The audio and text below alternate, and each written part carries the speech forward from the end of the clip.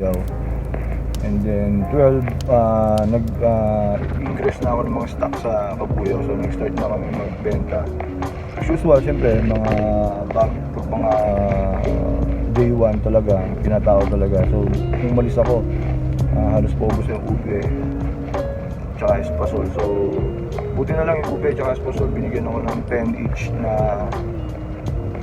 free para sa opening, dahil matagal na naman nila akong supplier. So yun, ito nandito ako, dumaan din kay nanay bago bumili ng lambat pang kuya dun sa kilo. So ito, bigyan muna natin si kuya. Saan ba si kuya? Wala yata. Kaya sobra.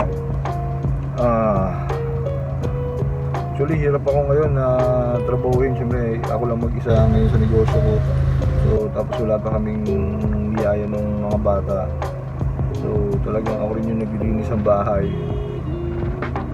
Sino na busina.